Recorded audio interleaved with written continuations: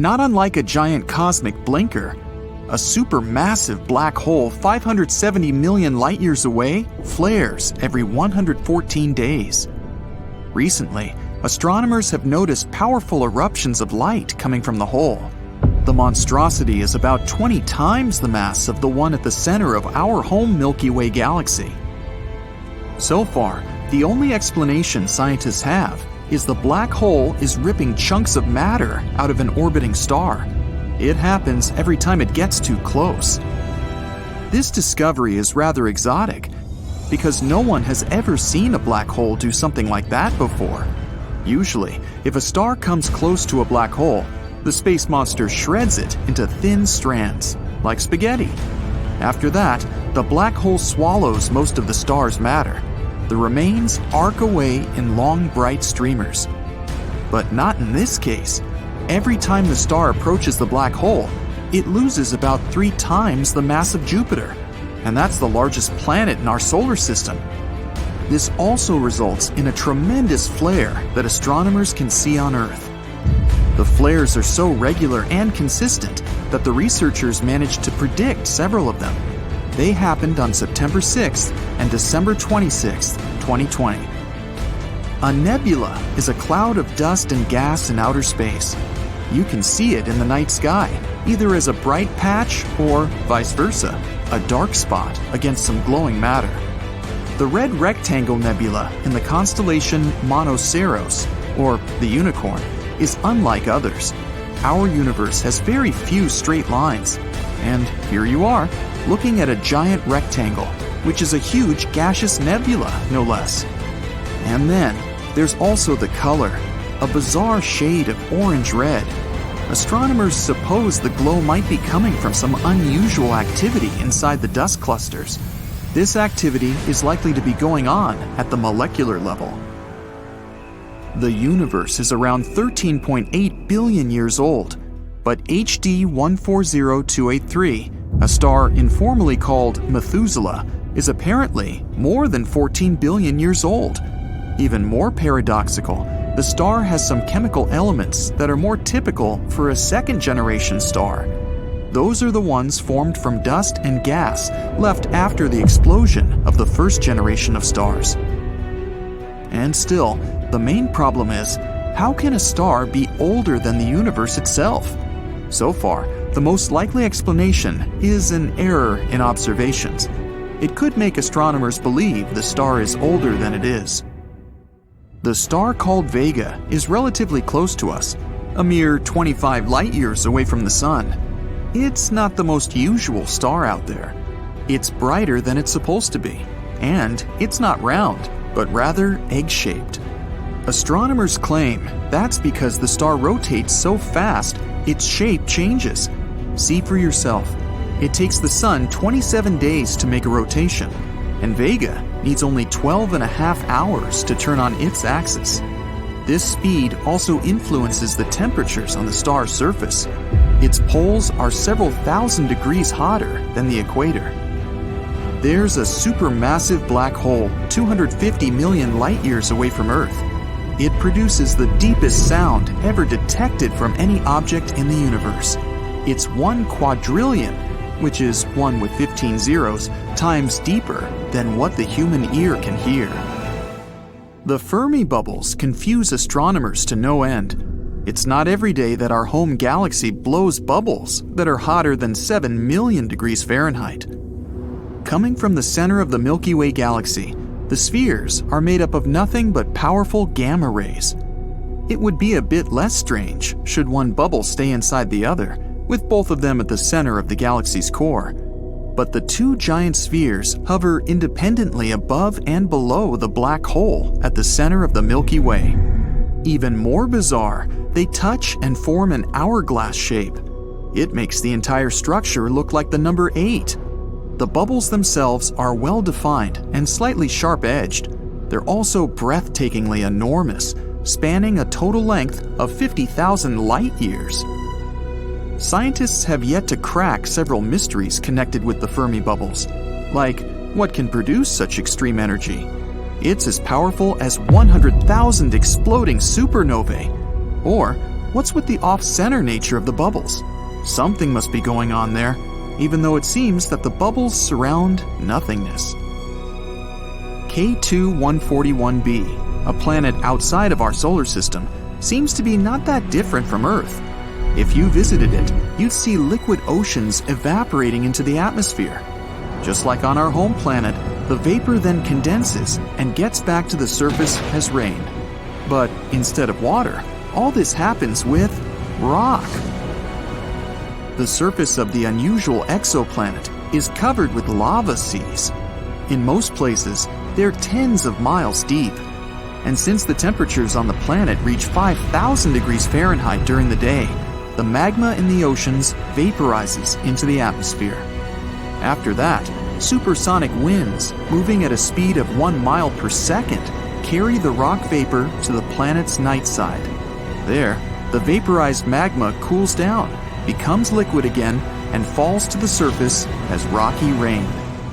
Faraway Neptune-sized exoplanet Gliese 436b is a paradox. It's made of scorching hot ice. The planet completes one full orbit around the red dwarf Gliese 436 in 2 days, 15 hours, which means it travels remarkably close to its parent star. That might be the reason why the planet's temperatures rarely drop below 800 degrees Fahrenheit. But the strangest thing? The planet has huge volumes of water ice, known as Ice X. It remains solid despite blistering temperatures. Neutrinos are teeny, almost massless particles that can move at nearly the speed of light. They can easily pass even through metals and travel miles and miles without anything to stop them. You can be sure that some neutrinos are passing through your body right now while you're watching this video. These elusive subatomic particles get born in supernova explosions and in nuclear reactions inside stars. About 4,000 light-years away from Earth, in the constellation of Serpens, there's a bizarre planet. Astronomers think it could once be the core of a massive star, long gone now. 5 times the size of Earth, it seems to be one enormous diamond. The planet is denser than any other discovered so far and is made up of mostly carbon. It's so dense that astronomers think this carbon might be crystalline. It means that at least some part of the planet is diamond. Most stars move around the center of their galaxies following fixed orbits, but not HE 0437-5439. This 30-million-year-old star that appeared not far from the center of the Milky Way decided to set off on a journey. Astronomers think the star might have come across the supermassive black hole Sagittarius A star, and the space monster might have pushed the star out of the galaxy.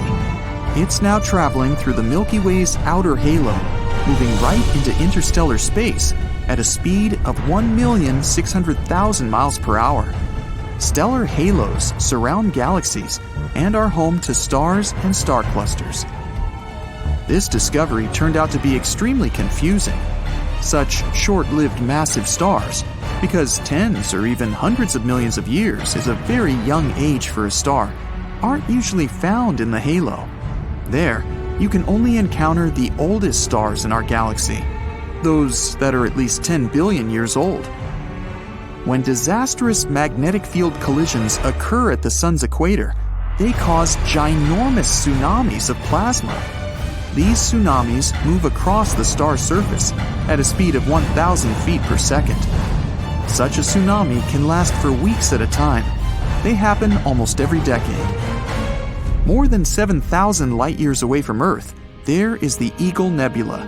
It's a young cluster of stars, just 5.5 million years old. The Hubble Space Telescope managed to take an image of several dark silhouettes near the nebula's center. Those are the so-called pillars of creation, towering tendrils of interstellar gas and dust. They're also a part of the nebula's active star-forming region. Newborn stars are hidden in these wispy columns. Unlike their supermassive siblings, hypothetical mini black holes could be really tiny, not bigger than an atom. But even so, just one minuscule thing would have the mass of 1,000 sedans. One theory claims tons of micro-black holes could have appeared right after the Big Bang and the beginning of the universe.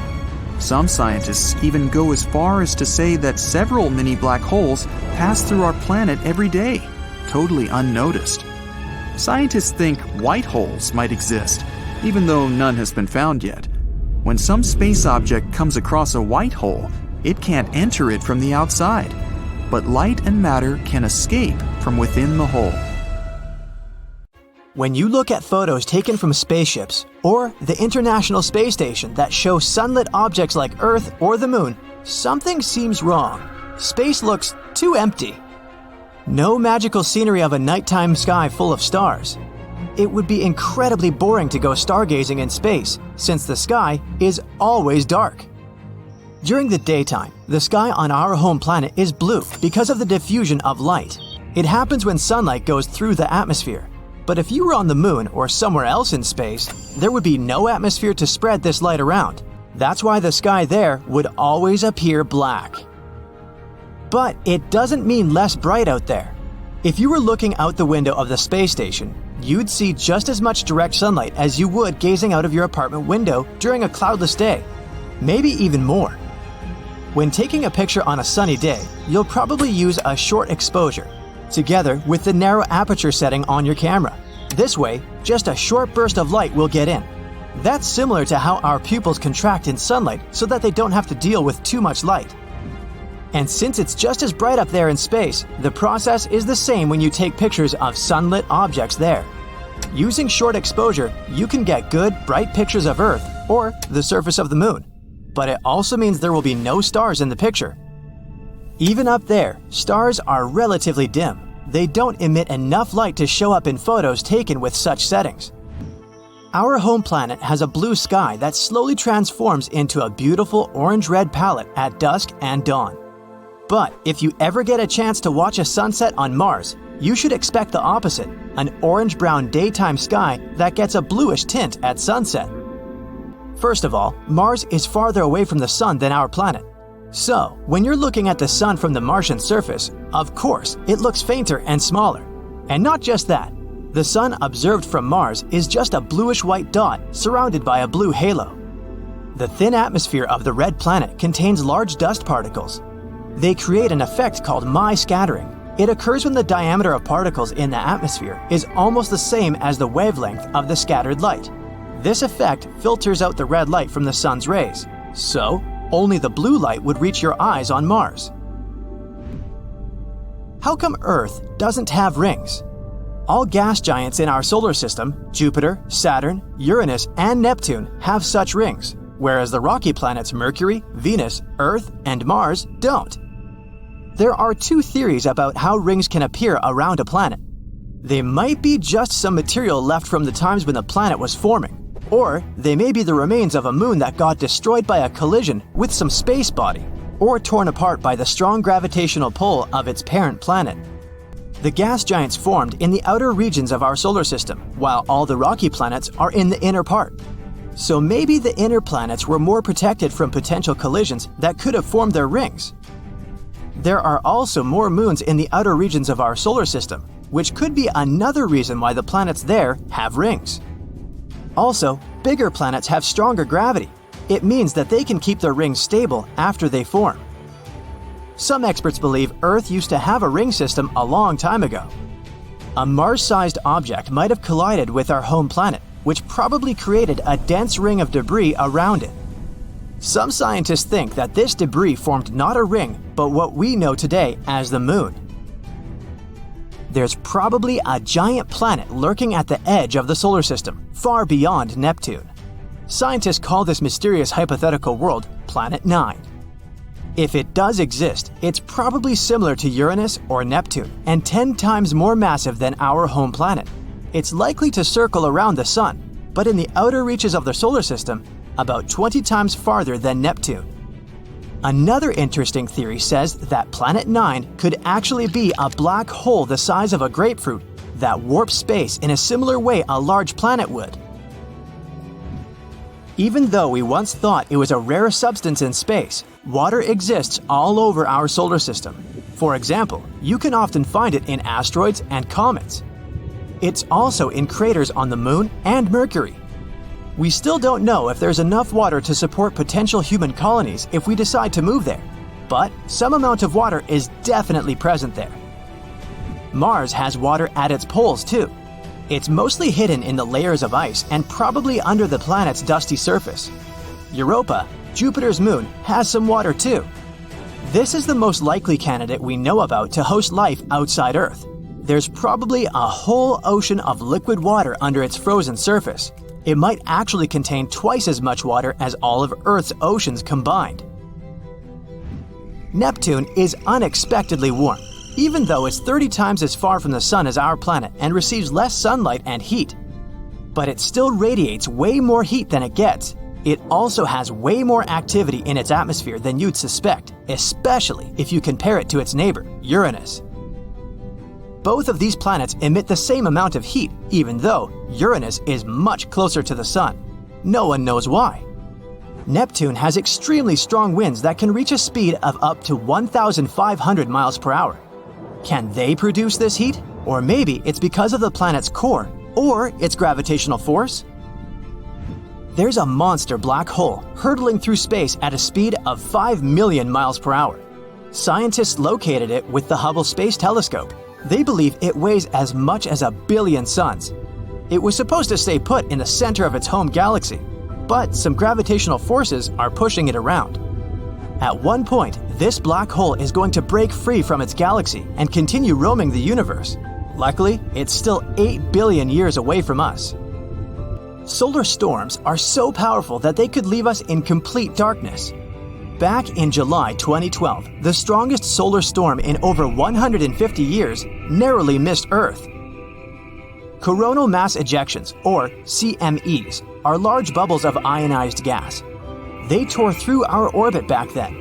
If they had caught our planet in the crosshairs, we would have literally been in the firing line. We'd have faced solar matter hurtling towards Earth, damaging computers and causing power outages that would have lasted for months. A surprise solar storm hit us on June 25, 2022. One photographer even managed to capture stunning bright auroras that flashed across the dawn sky in Calgary, Canada, and lasted for 5 minutes. They were caused by the storm. Vampire stars are a real thing. They're part of a binary star, and they can literally drain the life out of the other star in the system. They do it to keep burning for a longer time. It works like this. A smaller star with a lower mass steals its sibling's hydrogen fuel to increase its own mass. This vampire star then becomes hotter. Plus, its color changes to striking blue. This way, it looks much younger. How sneaky. The color of the universe is dubbed cosmic latte. The light coming from our galaxies and stars within them, as well as clouds of gas and dust in the observable universe, have a specific color. It's an ivory tint, pretty close to white. The universe is beige because there are a bit more areas that produce green, yellow, and red light than those that emit blue. Asteroids aren't as rare on our planet as we may think. About 17,000 of them visit us every year. You've probably seen at least one in your life. For example, if you've seen a shooting star. They leave these bright tails behind them as they pass through Earth's atmosphere. Of course, they only look beautiful in the sky. If they reach the ground, the consequences would be catastrophic. Luckily for us, most of them explode 30 to 50 miles above the surface. Their mass is too small for them to withstand such a journey to the end, so most of them remain harmless to us. But we shouldn't underestimate them. Let's start with the smallest ones. 1 to 3 foot high asteroids are about the size of a person. They're too small to cause any real damage. Most often they explode in the atmosphere without even reaching its lower layers. But at the same time, they splash up tons of energy over the surface every time. 13 to 15 foot asteroids, the height of giraffes and mammoths. These larger meteorites come to us less often, once a year and a half. Like the previous ones, they, fortunately, don't pose a serious threat, but they splash out much more energy. 30 feet, the height of a 3 to 4 story building. They visit us once every 10 years, and now we're talking seriously. It throws out a wave that could demolish an entire city.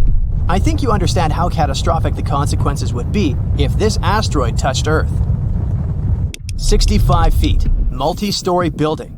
They like to visit Earth once every 60 to 70 years. Good news, it explodes at 12 miles above the ground. Its released energy could destroy an entire region if it touched the ground. Bad news, such an asteroid has already visited us recently, and the consequences were pretty rough. It all happened in a city called Chelyabinsk.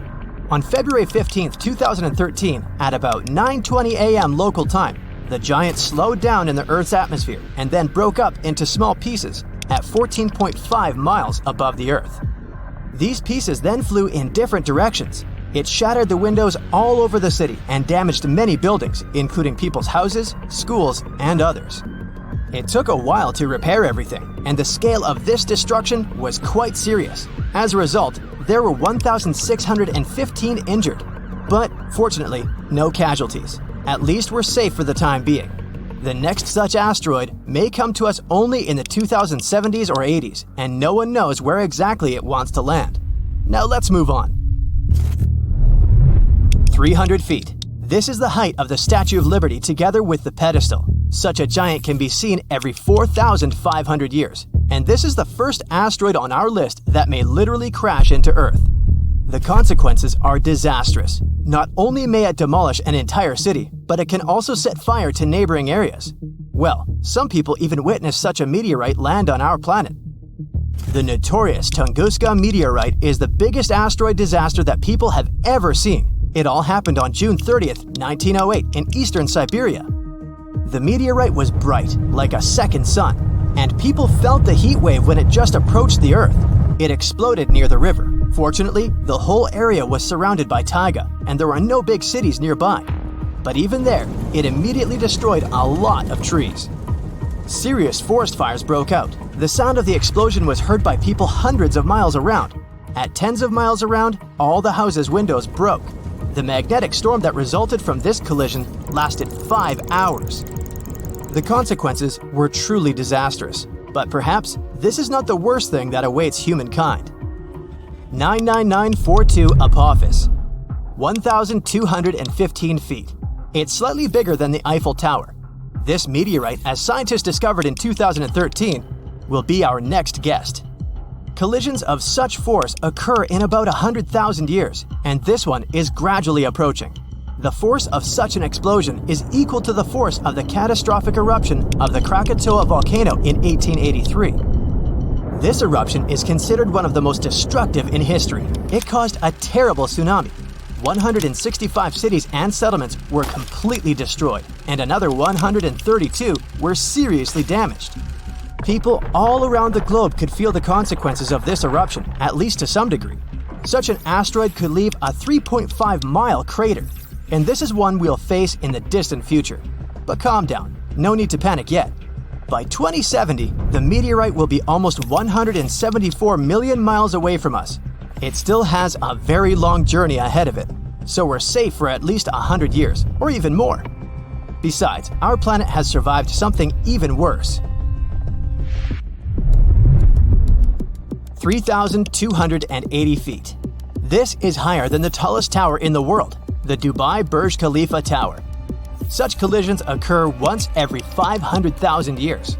We're not sure when such a collision occurred the last time. 70% of our planet is covered with water. If such meteorites fell into the ocean, it would be extremely difficult to find their traces. But we can assume the possible consequences. The wave would have swept across the entire hemisphere. The crater would be about 9 miles in diameter, and that would be a complete disaster. The last event of such a force happened 26 to 28 million years ago. It was an eruption of the supervolcano La Garita, which is located in the southwest of Colorado, USA. It was one of the most powerful known supervolcanic phenomena in history. During this monstrous eruption, a significant part of the current state of Colorado was destroyed. Scientists are still not sure how far the ashes have spread, but there was an even bigger meteorite in the history of mankind. The consequences of that impact were irreversible for an entire species of animals. I think you know what I'm talking about. Chicxulub meteorite, the thing that wiped the dinosaurs off the face of the Earth. This happened about 66 million years ago. These collisions in general happen about every 500 million years. The height of the Chicxulub meteorite was 12.4 miles. It's so high that when it touched the ground, it could reach the stratosphere. Even looking at the 124-mile diameter crater left by this meteorite, you can understand how huge it was. When it collided with the Earth, millions of tons of energy were released. This is an unimaginable disaster. It fell at a very steep angle, creating a giant cloud of dust and chemicals that spread around the world. This dust had a very thin layer, but also a mass of 50 trillion tons. The shockwave swept across the entire planet. It caused several earthquakes. Volcanoes began to erupt actively. Forest fires broke out everywhere, all over the world. The amount of soot and carbon dioxide released into the atmosphere is invaluable. The Earth was closed from the sun for several days. Darkness reigned all over the planet. Planets couldn't produce enough oxygen, so there was nothing to breathe. The temperature on the continents and in the oceans dropped by an average of 50 to 90 degrees Fahrenheit.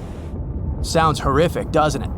And, of course, it caused one of the greatest extinctions in the history of the Earth's biosphere. Amazingly, the Earth was able to recover after such a catastrophe. This event became the boundary between the Mesozoic and the Cenozoic eras. So now, those who wondered, how could a small meteorite destroy all the dinosaurs, probably understand the answer. Perhaps the largest collision in the history of our entire planet was not a collision with a meteorite, but with an entire planet. This happened many, many billions of years ago. Theia, as this hypothetical dwarf planet was called, crashed into our Earth, releasing an incommensurable amount of energy, just quadrillions of fuel. The Earth then instantly turned into a giant fire, and it was this collision that led to the creation of the Moon. All that sounds terrifying, I know, so let's just hope that you and I will never see anything like this.